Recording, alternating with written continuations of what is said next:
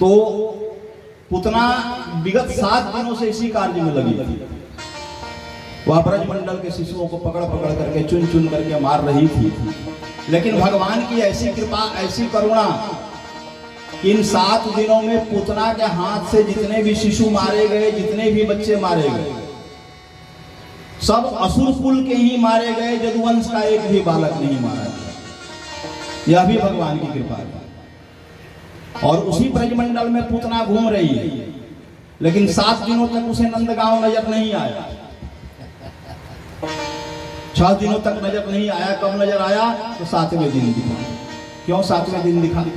इसका क्या रहस्य है? कहा कि बंधन के साथ ही कारण है। काम, क्रोध, मद, लोभ, मोह, अविद्या और मत्सर। और जब तक जीव इन 7 विषयों पर विजय न प्राप्त कर ले, तब तक वह भगवत दर्शन का अधिकारी नहीं होता है। पुतना इन 7 विषयों में फंसी थी, तो कैसे नंदगांव दिख जाए? 7 दिनों में जब इन 7 अशद वासनाओं से मुक्त हुई, भगवत प्राप्ति की, भगवत दर्शन की अधिकारिणी बनी, तब 7वें दिन उसे नंदगांव दिखलाई पड़ा। उससे पहले नहीं दिखलाई पड़ा। और नंद बाबा कहाँ गए हैं उस दिन भाई? मथुरा गए हैं। तो जब नंद रूपी जीवात्मा कृष्ण रूपी परमात्मा को, ब्रह्म को छोड़ करके विषय भोग विलास की भूमि मथुरा में भ्रमण करता है, विचरण करता है, तो उसके जीवन में पुतना का आगमन हो जाता है। और उस समय नंद बाबा की गाय कहाँ गई हैं? तो वन में गोचारण के लिए गई। गो का कई अर्थ होता है। गो का अर्थ गाय भी होता है, गो का अर्थ उपनिषद भी होता है, गो का अर्थ इंद्रिय भी होता है।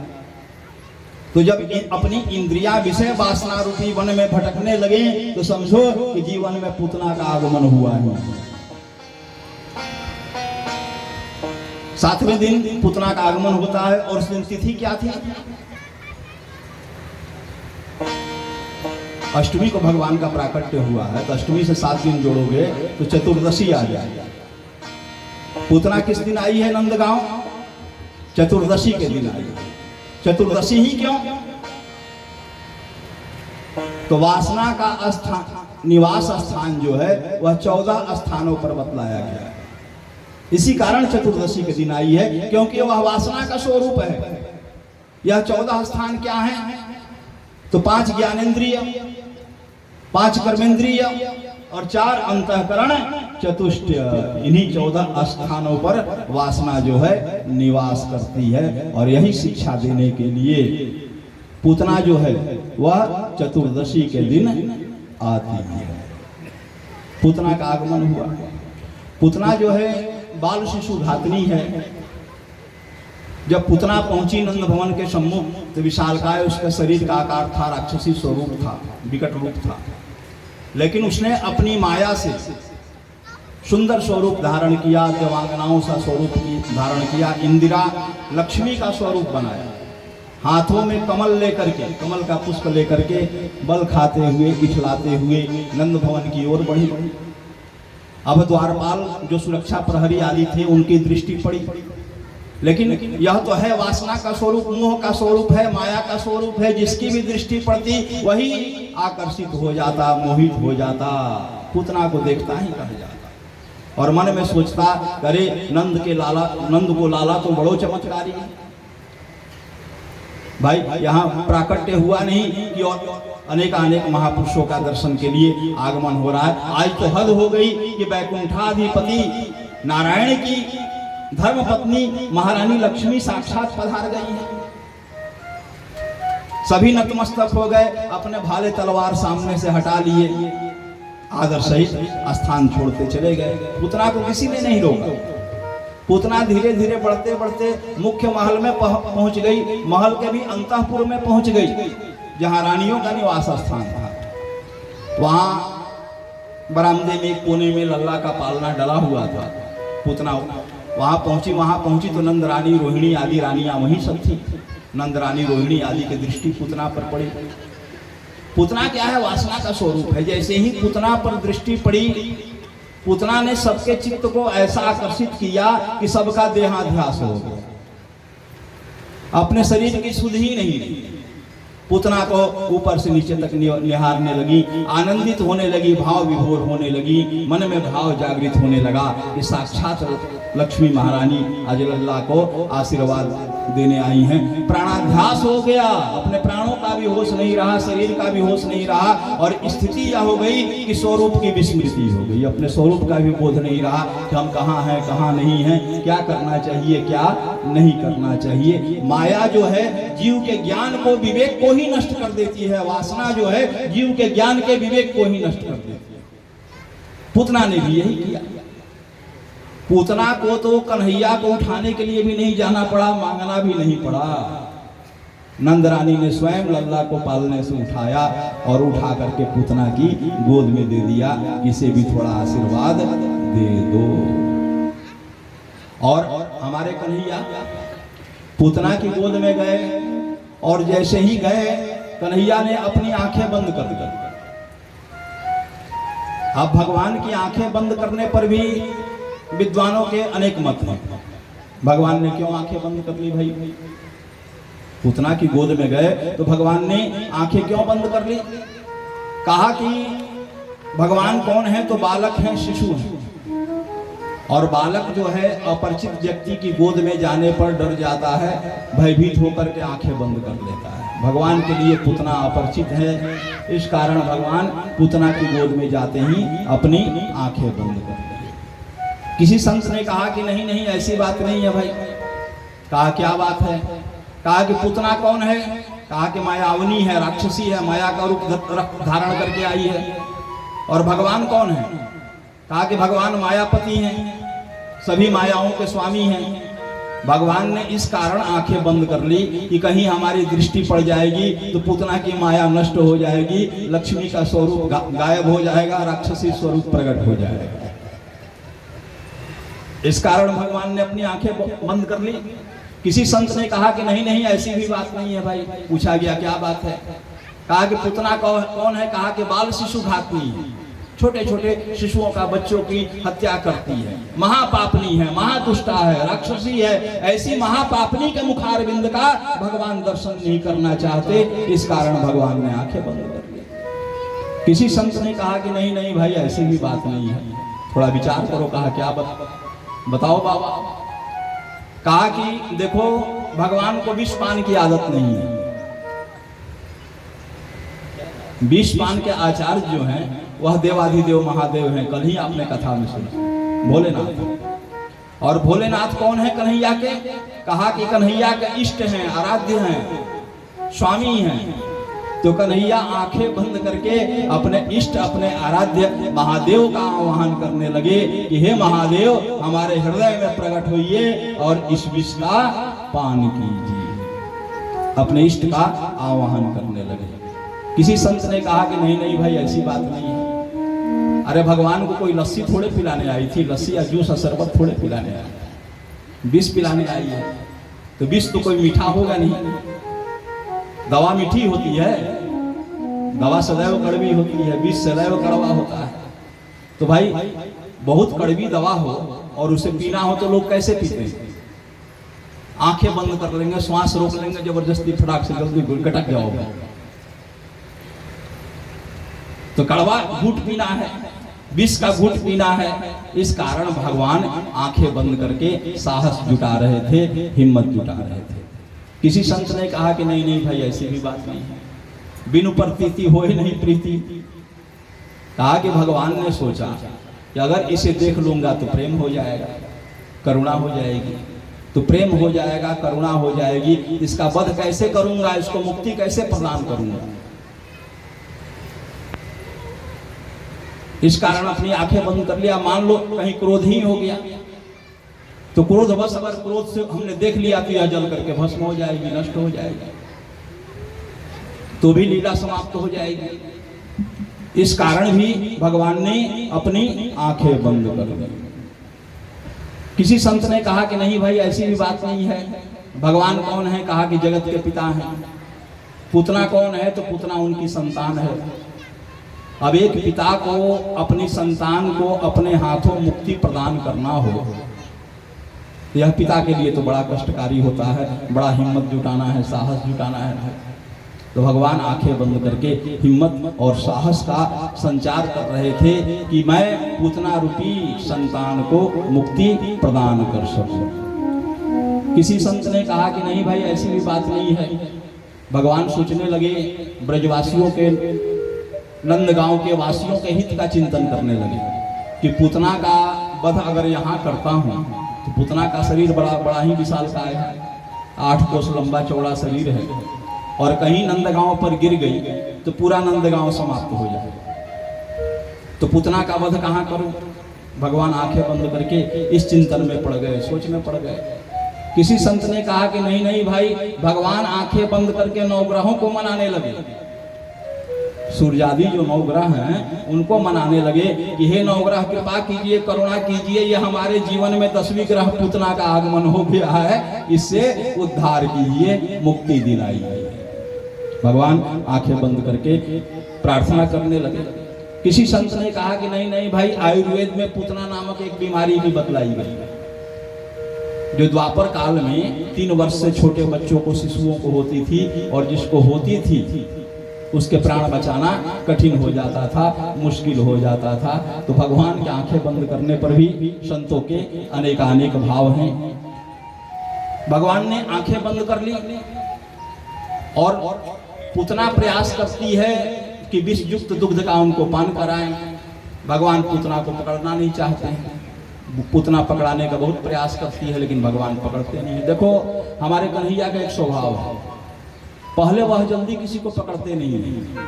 आप उनके नजदीक जाओगे तो वह दूर भागेंगे, पहले भागते हैं। लेकिन आप रुको मत, वो भाग रहे हैं तो भागने दो, आप पीछा करते रहो। किसी दिन रुक गए और रुक करके कहीं पकड़ लिया तो फिर छोड़ेंगे नहीं। अगर एक बार पकड़ लेंगे तो फिर छोड़ेंगे नहीं। कब छोड़ेंगे? तो जब मुक्ति प्रदान कर देंगे, गति प्रदान कर देंगे, तब छोड़ेंगे, उससे पहले नहीं छोड़ेंगे। पूतना भी बहुत पकड़ाने का प्रयास करती है, लेकिन ठाकुर जी नहीं पकड़ना चाहते, दूर भागते। देखो हमारे कन्हैया बड़े टेढ़े भी हैं, राम जी बड़े सीधे हैं, और हमारे कान्हा उतने ही टेढ़े हैं। राम जी कहीं मर्यादित दिखेंगे, राम जी के मंदिर में जाओ कहीं भी उनकी छवि दिखेगी, मर्यादित दिखेगी, लेकिन कन्हैया की छवि कहीं मर्यादित नहीं दिखेगी। ब्रज का एक बड़ा ही सुंदर भाव है, एक दो लाइन ही गुनगुनाएंगे। टेढ़ेपन कन्हैया का समझ जाओ। तू टेढ़ो तेरी टेढ़ी रे नजरिया, तू टेढ़ो तेरी टेढ़ी रे नजरिया, तू टेढ़ो तेरी टेढ़ी रे नजरिया, तू टेढ़ो तेरी टेढ़ी रे नजरिया, टेढ़ी रे नजरिया तेरी टेढ़ी रे नजरिया, टेढ़ी रे नजरिया तेरी टेढ़ी रे नजरिया, तू टेढ़ो तेरी टेढ़ी रे नजरिया, तू टेढ़ो तेरी टेढ़ी रे नजरिया। हमारे कान्हा जी टेढ़े हैं और इनकी नजरें टेढ़ी हैं। और क्या क्या टेढ़ा है? मुकुट तेरो टेढ़ो, लकुट तेरो टेढ़ो, मुकुट तेरो टेढ़ो, लकुट तेरो टेढ़ो, मुकुट तेरो टेढ़ो, लकुट तेरो टेढ़ो, मुकुट तेरो टेढ़ो, लकुट तेरो टेढ़ो, टेढ़ी रे तेरे मुख की मोरलिया, टेढ़ी रे तेरे मुख की मोरलिया, तू टेढ़ो तेरी टेढ़ी रे नजरिया, तू टेढ़ो तेरी टेढ़ी रे नजरिया। भाई हमारे कान्हा जी टेढ़े, कान्हा जी को देखो कभी सीधे खड़े नहीं मिलेंगे, सिर टेढ़ा, कमर टेढ़ी, कंधे टेढ़े, पांव टेढ़े, कहीं हर जगह से टेढ़े ही मिलेंगे। मुकुट जो सिर पर धारण करते हैं तो कान्हा जी को मुकुट भी सीधा नहीं पहनाया जाता है, मुकुट भी थोड़ा तिरछा ही रहता है, थोड़ा टेढ़ा ही रहता है। हाथों में जो लकुट जो डंडा पकड़ते हैं वह भी टेढ़ा है, वह भी सीधा नहीं है। और मुख पर जो अधरों पर जो मुरली पकड़ी है, बंसी पकड़ा है, वह भी टेढ़ा है, वह भी सीधा नहीं, टेढ़ी ही पकड़ी है, सीधा नहीं पकड़ा है, टेढ़ी करके। तो हर चीज टेढ़ी है। और क्या इनके मैया और बाबा सीधे हैं? तो वो भी टेढ़े ही हैं। मैया तेरो टेढ़ी, बाबा तेरो टेढ़ो, मैया तेरी टेढ़ी, बाबा तेरो टेढ़ो। टेढ़ो, भैया तेरो टेढ़ो, बाबा तेरो टेढ़ो, भैया तेरो टेढ़ी, बाबा तेरो टेढ़ो। टेढ़ी रे तेरी जसोदा डोकरिया टेढ़ी, जसोदा डोकरिया, टेढ़ी रे तेरी जसोदा डोकरिया टेढ़ी। ओ ताली तू टेढ़ो तेरी टेढ़ी रे नजरिया, तू टेढ़ो टेढ़ो। भाई हमारे कान्हा जी टेढ़े हैं ही, उनके सभी अंग टेढ़े, उनकी सभी वस्तुएं टेढ़े हैं, यहाँ तक कि भैया भी टेढ़े, बाबा भी टेढ़े और मैया भी टेढ़े। ब्रजवासी सीधे हैं क्या कि यह भी टेढ़े हैं। गोप सब टेढ़े, गोपी सब टेढ़ी, गोप सब टेढ़े, गोपी सब टेढ़ी, गोप सब टेढ़े, गोपी सब टेढ़ी, गोप सब टेढ़े, गोपी सब टेढ़ी। टेढ़ी रे तेरे ब्रज की डगरिया, टेढ़ी रे तेरे ब्रज की डगरिया, तू टेढ़ो तेरी टेढ़ी रे नजरिया, तू टेढ़ो। भाई सब कुछ टेढ़ा है, गोप भी टेढ़े, गोपियाँ भी टेढ़ी, गैया भी टेढ़े, बछड़े भी टेढ़े, रास्ते जो हैं वह भी टेढ़ी ही हैं, गलियाँ हैं वह भी टेढ़ी ही हैं, सीधी गलियाँ नहीं हैं। कभी कभी वृंदावन जाके घूमो तो गलियाँ भी टेढ़ी ही हैं। अब तो चौड़ीकरण के नाम पर सरकार गलियों को भी खत्म कर रही है, चाहे काशी की गली हो चाहे वृंदावन की गली हो, धीरे धीरे सब खत्म हो रहा है, लेकिन गलियों के लिए ही यह प्रसिद्ध था। तो भाई सब कुछ वृंदावन में टेढ़ा ही है, सीधा भी कुछ है क्या? सब तो टेढ़ा है, कुछ सीधा भी है। सीधी रे एक राधा गुजरिया, सीधी रे एक राधा गुजरिया, सीधी रे एक राधा गुजरिया, सीधी रे एक राधा गुजरिया। तू टेढ़ो तेरी टेढ़ी रे नजरिया, तू टेढ़ो तेरी टेढ़ी रे नजरिया, टेढ़ी रे नजरिया, तेरी टेढ़ी रे नजरिया, टेढ़ी रे नजरिया, टेढ़ी रे नजरिया, टेढ़ी रे नजरिया, तेरी टेढ़ी रे नजरिया, टेढ़ी रे नजरिया, टेढ़ी रे नजरिया। तू टेढ़ो तेरी रे नजरिया, तू टेढ़ो तेरी टेढ़ी रे टेढ़ी रे नजरिया, तेरी टेढ़ी रे नजरिया, टेढ़ी रे नजरिया, टेढ़ी रे नजरिया, तेरी टेढ़ी रे नजरिया, टेढ़ी रे नजरिया, तेरी टेढ़ी रे नजरिया। बोलिए बांके बिहारी लाल की, बरसाने वाली सरकार की। तो हमारे कान्हा जी बड़े टेढ़े हैं, अब तो समझ गए होंगे कितने टेढ़े हैं।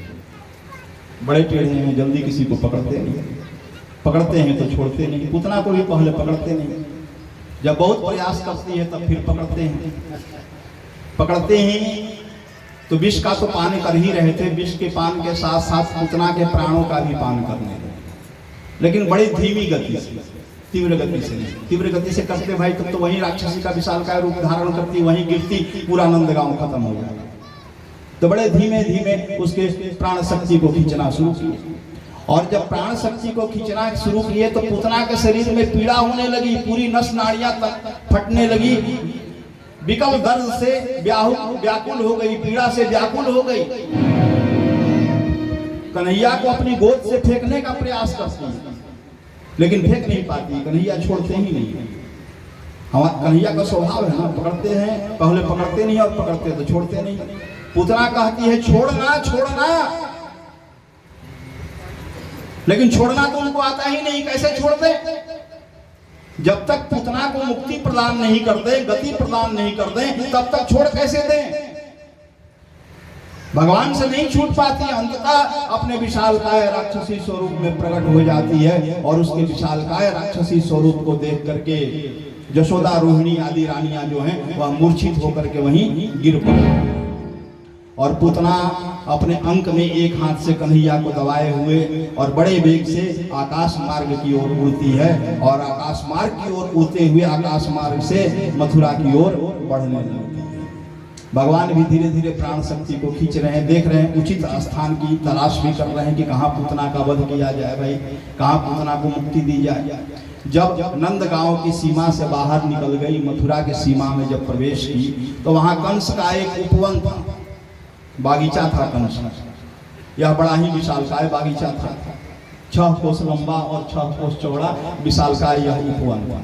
भगवान ने कहा कि इससे उपयुक्त स्थान और कहीं नहीं मिल सकता, निर्जन स्थान है। वृक्ष आदि का नुकसान होगा भाई, जीव का नुकसान नहीं होगा, किसी पशु का मनुष्य का नुकसान नहीं होगा। भगवान ने उसी स्थान पर पूतना की समस्त प्राण शक्ति को एकाएक खींच लिया और जैसे ही भगवान ने पूतना की प्राण शक्ति को खींचा, पूतना किसी कटे वृक्ष की भांति बड़े वेग से उस उपवन के ऊपर गिरी और बड़ा भारी शब्दनाद हुआ। देखते ही देखते वह समस्त उपवन जो है धराशायी हो गया, ढेर हो गया। पूतना का विशालकाय शरीर जो है उस उपवन के ऊपर आकर के ढेर हो गया। गोपियां जब पूतना लेकर के उड़ी आकाश मार्ग से कन्हैया को, तो गोपियां पीछे पीछे दौड़ी। रानियां तो बेहोश हो गई, लेकिन गोपियां पीछे पीछे दौड़ी। गोपी किसे कहते हैं? गोभी दीवती इति गोपी ही। गो का अर्थ इंद्रिया होता है। कहा कि जो अपने समस्त इंद्रियों से जो निरंतर परमात्मा के चरणारविंद का चिंतन करे, जो परमात्मा के चरणारविंद का अनुकरण करे, जो परमात्मा के चरणारविंद का भजन करे, वही गोपी है। उसके जीवन में और कोई लक्ष्य ही ना हो, कोई कार्य ही ना हो, उसकी समस्त इंद्रिया केवल परमात्मा के सेवा और चरणारविंदों में निरंतर लगी रहें, वही गोपी। गोपियां दौड़ते पूतना के पीछे पीछे आई थी। जहाँ पूतना का विशालकाय शरीर गिरा, वहां गोपियां दौड़ते हुए पहुंच गई और उन्होंने पूतना के शरीर की विशालता को नहीं देखा कि पूतना का शरीर कितना विशाल है। उसके शरीर की विशालता को नहीं देखा, उसके शरीर को रौंदते हुए, पर्वताकार शरीर पर रौंदते हुए उसके शरीर पर ऊपर चढ़ने लगे। कुछ गोपियां चढ़ने लगी, चढ़ गई ऊपर। जब उसके शरीर के ऊपर पहुंची, उसके वक्षस्थल के समीप पहुंची, तो देखती हैं कि कन्हैया जो है वह बैठे हुए हैं और बैठ करके खिलखिला करके हंस रहे हैं। एक गोपी दौड़ करके गई और कन्हैया को गोद में उठा लिया और ऊपर से ही नीचे गोपियों को सूचना दी कि नीलमणि सुरक्षित हैं, जा करके नंद रानी को सूचना दो। तुरंत नीचे से कुछ गोपियां दौड़ी नंद भवन की ओर। फिर धीरे धीरे, पर्वताकार शरीर था, विशालकाय शरीर था, 6 कोस लंबा चौड़ा शरीर, उसकी ऊंचाई भी तो होगी। विशालकाय शरीर था, पर्वताकार। उस शरीर पर से धीरे धीरे गोपी जो है वह कन्हैया को, नीलमणि को लेकर के नीचे उतरती हैं, आगे की ओर बढ़ती हैं, फिर उतर करके नंद भवन की ओर। उधर से यशोदा रानी भी आ रही थी और देखो भगवान ने पूतना को माता की गति प्रदान की। अहो बकीयम स्तन कालकूटम काम जिघास्या पाय दप्य साध्वीम लेभेम गतिम धात्रोई चिताम ततो अन्यम कमवा दयालु शरणम ब्रजेम। कहा कि जो बहुत ही तपस्या, बहुत ही साधना, बहुत सेवा के बाद जो गति मैया यशोदा, मैया देवकी को प्राप्त हुई, वही गति पूतना को भी प्राप्त हुई। और यह पूतना थी कौन भाई? तो कल बलि महाराज की आपने कथा सुनी थी। बलि की पुत्री थी रत्नावली, विंध्यावली की पुत्री रत्नावली। जब वामन नारायण के दिव्य स्वरूप को देखा 3 पग भूमि लेने से पहले, तो मन में भाव आया कि ऐसा ही हमारा पुत्र होगा। मन का भाव था, भगवान ने मन से ही तथास्तु कह दिया, तथास्तु। फिर जब 3 पग में सब कुछ ले लिया, बलि को सूतल तक दबा दिया, तो वही रत्नावली का क्रोध हुआ कि अगर ऐसा हमारा पुत्र होता तो विष दे करके मार देती। भगवान ने कहा तथास्तु। वही रत्नावली इस जन्म में पूतना हुई और भगवान ने उसकी दोनों इच्छाओं को पूर्ण किया और अंततः माता की गति प्रदान की, माता का सम्मान प्रदान किया। गोपियां लेकर के लौटने लगी। मार्ग में यशोदा रानी से भेंट हो गई। यशोदा रानी दौड़ करके बढ़ी, कन्हैया को, नीलमणि को अपनी गोद में ले लिया, अपनी अश्रु धाराओं से अभिषेक कर दिया कन्हैया का।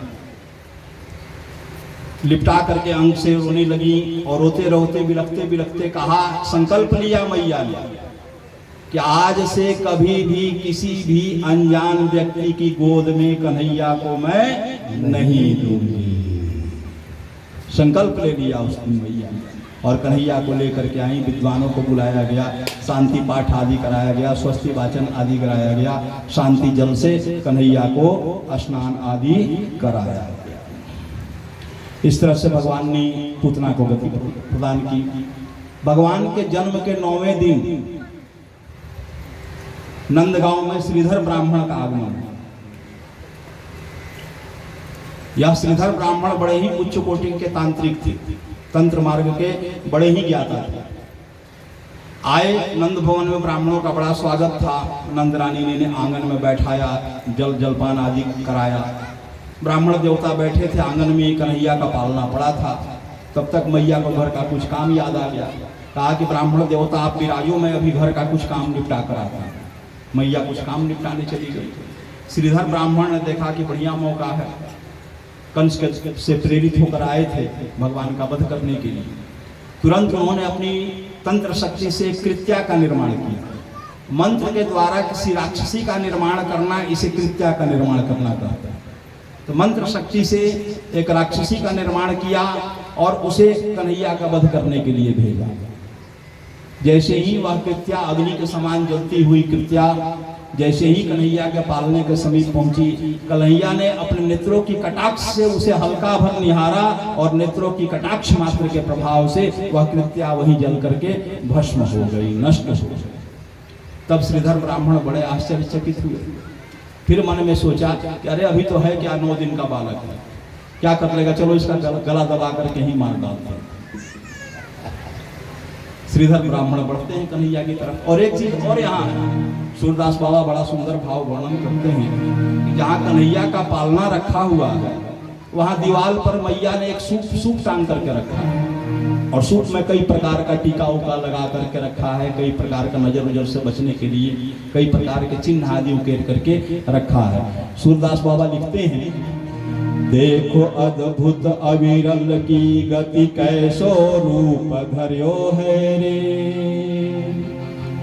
देखो अद्भुत अविरल की गति कैसो रूप धर्यो है रे। 3 लोक जाके उदर बसत हैं, सूप के कोने पर्यो है रे। 3 लोक जाके उदर बसत हैं, सूप के कोने पर्यो है रे। 3 लोक जाके उदर बसत हैं, सूप के कोने। देखो अद्भुत अविरल की गति कैसो रूप धर्यो है रे। देखो अद्भुत अविरल की गति कैसो रूप। 3 लोक जग उदर बसत हैं, सूप के कोने पर्यो है रे। 3 लोक जग उदर बसत हैं।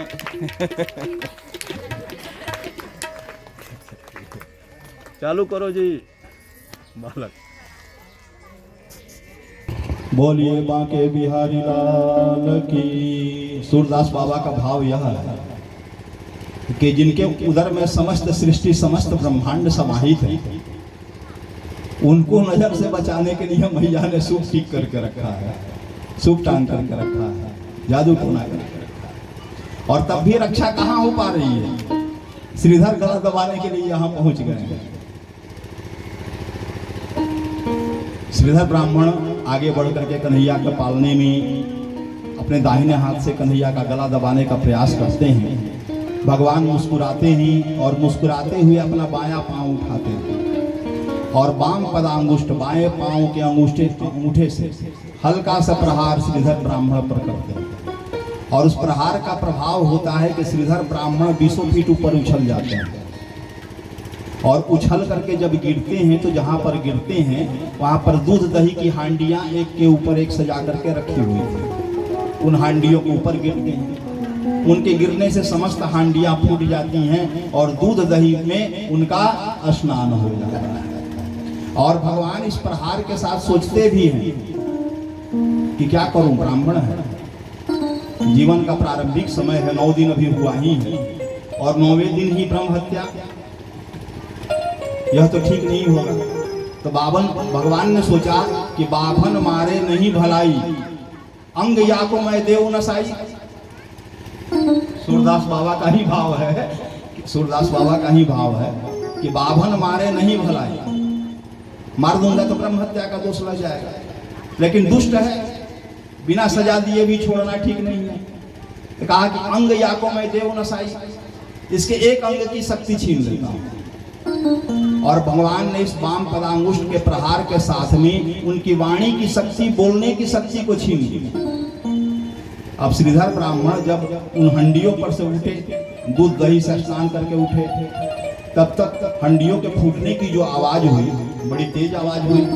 यशोदा, रोहिणी आदि रानियां दौड़ती हुई चली आई, सब राज स्त्रियां आ गई और देखा श्रीधर ब्राह्मण को कि दूध दही से स्नान करके बैठे हैं, तो सभी रानियां खिलखिला करके हंसने लगी और हंसते हंसते कहा कि अरे ब्राह्मण देवता, इतना दूध दही खाने का मन था तो मांग लिया होता, स्नान करने की क्या जरूरत थी। श्रीधर ब्राह्मण कुछ बोलना चाहते हैं कि अरे यशोदा, मैंने नहीं किया, तुम्हारे लल्ला ने किया, बोलना चाहते हैं, लेकिन मुख से जब बोलते हैं तो गूं गूं केवल हवा निकलती है, कोई आवाज नहीं निकलती। भगवान ने उनकी वाणी की शक्ति को छीन लिया था, बोलने की शक्ति को छीन लिया।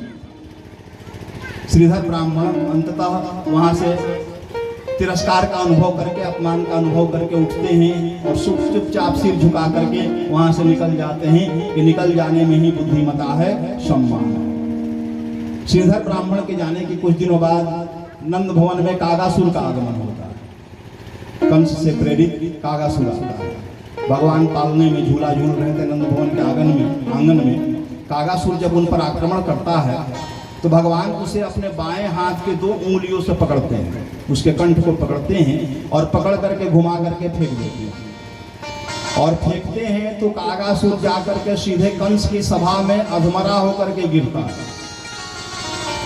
कागासुर की हालत देख करके कंस बड़ा क्रोधित होता है, कहता है कि तू तो बड़ा कायर है, इतनी मार खा करके आया है और इस तरह से आया है। वहीं पर हिरण्याक्ष पुत्र उत्कच भी था, इसका शरीर नष्ट हो गया था, यह वायु रूप में था। चाक्षुष मनवंतर में लोमस ऋषि ने अपने आश्रम के पास में बहुत से वृक्ष लगाए थे और उस समय उत्कच क्या करता था, इसका शरीर बड़ा विशालकाय था। जब शरीर में खुजली मचती तो जाता उन वृक्षों में अपने शरीर को रगड़ता था और रगड़ने से अनेक वृक्ष टूट जाते थे, धराशायी हो जाते थे। कई बार लोमस ऋषि ने इसे समझाया कि भाई वृक्षों को हम संतानवत मानते हैं, पुत्रवत मानते हैं, तुम ऐसा अनिष्ट मत करो। कई बार समझाया लेकिन उत्कच नहीं माना। बिगड़ करके लोमस ऋषि ने इसे श्राप दिया, विदेहो भव दुर्मते, जाओ बिना शरीर के हो जाओ। और उसी समय से यह बिना शरीर के था। यह भी उस समय कंस की सभा में था। इसने भी कागासुर का मजाक उड़ाया, कहा कि हो गई तुम्हारी वीरता, तुम कायर हो, तुमसे होने वाला नहीं है, छोड़ दो, हम उसको देख लेंगे, समझ लो। कागासुर ने कंस को सावधान किया, कहा कि महाराज कंस, जो मेरी ऐसी स्थिति कर सकता है वह कोई साधारण मनुष्य, साधारण नर नहीं हो सकता, वह साक्षात नारायण है। और अपना हित चाहते हो तो उनसे दूर रहो। कागासुर ने कंस को सावधान कर दिया। उसके बाद कागासुर वहां से चला गया। उत्कच ने जिम्मेवारी लिया। उसके बाद भगवान का जन्म नक्षत्र उत्सव मनाया गया।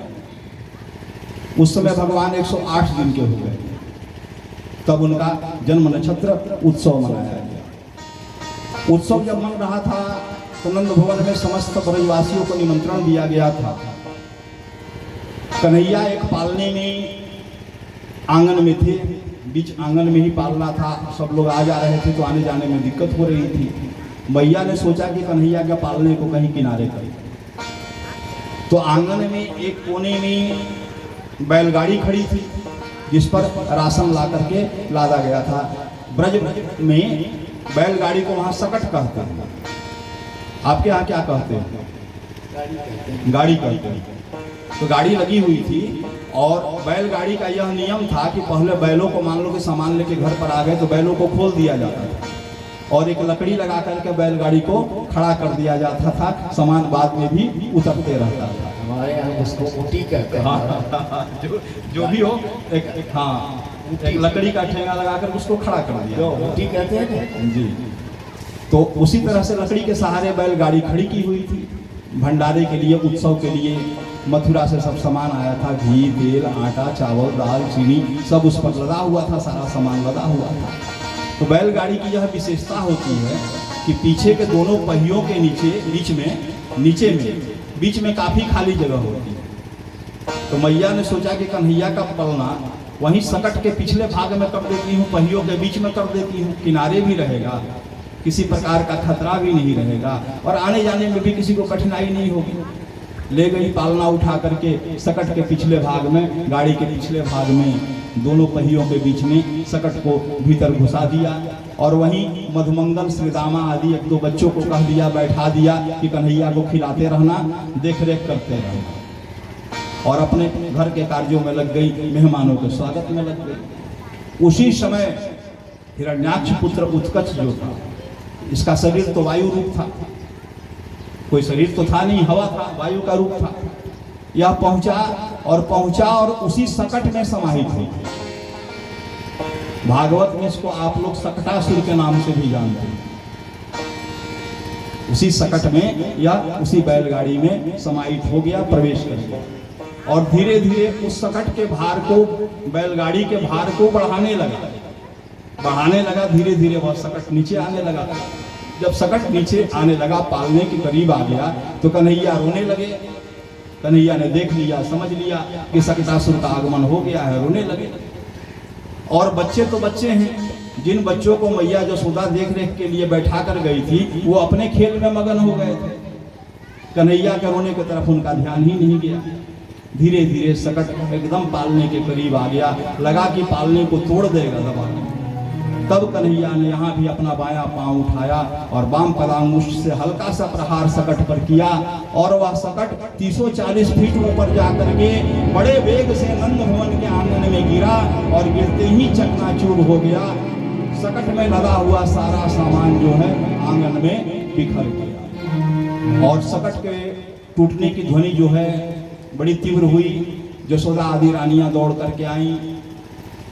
सामग्री की कोई चिंता नहीं थी, दौड़ते दौड़ते लल्ला के पास पहुंची।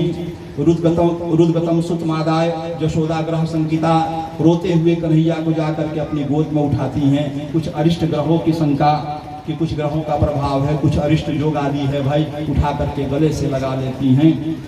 विद्वानों को बुलाती हैं, ब्राह्मणों को बुलाती हैं, शांति पाठ आदि कराती हैं, नवग्रहों का पूजन आदि कराती हैं कि फिर से ऐसा उपद्रव कभी कन्हैया के साथ न हो। शांति जल से उनको स्नान आदि कराती हैं। देखो कहने का तात्पर्य इस कथा का भाव क्या है। यशोदा से गलती क्या हुई? एक बात जान लो, परमात्मा को कभी भी अपनी जीवन रूपी गाड़ी के नीचे दबाने का प्रयास करोगे तो परमात्मा तुम्हारी गाड़ी को पलट देंगे, चकनाचूर कर देंगे, उसमें कोई बचाने वाला तुम्हें नहीं। अब यशोदा ने क्या किया? बैलगाड़ी के निचले भाग में कृष्ण रूपी ब्रह्म को ले जाकर रख दिया, परमात्मा को ले जाकर रख दिया। और बैलगाड़ी के ऊपर क्या लगा है? तो आटा, चावल, चीनी, गेहूं, घी, तेल, सांसारिक वस्तुएं। तो सांसारिक वासनाओं के नीचे, वस्तुओं के नीचे परमात्मा को दबाने का प्रयास करोगे तो परमात्मा तुम्हारे जीवन रूपी गाड़ी को पलट देंगे, चकनाचूर कर देंगे। कहाँ उनको बैठाना चाहिए? कहा कि अपनी जीवन रूपी गाड़ी के ऊपर बैठाओ और अपनी जीवन रूपी गाड़ी का सारथी बनाओ, जैसे अर्जुन ने बनाया। अगर तुम्हारे जीवन रूपी गाड़ी के वह सारथी बन गए तो सहज ही इस भवसागर को पार कर जाओगे। तो कभी भी परमात्मा को अपने जीवन रूपी गाड़ी के नीचे दबाने का प्रयास नहीं करना चाहिए, उन्हें अपने जीवन रूपी गाड़ी के ऊपर बैठाना चाहिए, उसका स्वामी बनाना चाहिए। इस तरह से सकटासुर प्रसंग श्री सुखदेव जी महाराज ने श्रवण कराया। उसके बाद पहली बार कन्हैया को सूर्य दर्शन कराया। सूर्य दर्शन भी कब कराया गया था? एकदम उदयकालीन सूर्य का दर्शन कराया गया कि लल्ला का शरीर बड़ा ही कोमल है, ताप न अनुभव हो, तो एकदम उदयकालीन सूर्य का। और उदयकालीन सूर्य जो है वह लालिमा से युक्त होते हैं, उसमें प्रकृति में भी लालिमा दिखलाई पड़ती है। सूर्य जब लालिमा के साथ उदित होते हैं तो प्रकृति में भी उस समय लालिमा दिखलाई पड़ती है। और सभी ब्रजवासी भी उस दिन लाल वस्त्र पहन करके आए, कन्हैया को भी लाल वस्त्र पहनाया गया। और ऊपर से जब रक्तिम सूर्य की किरणें पड़ी तो कवियों का भाव चरितार्थ हो गया कि लाली मेरे लाल की जीत देखो उतलाल, लाली देखन मैं गई मैं भी हो गई लाल। सब कुछ जो है वह कन्हैया के रंग में ही रंग गया, सूर्य नारायण के रंग में ही रंग गया।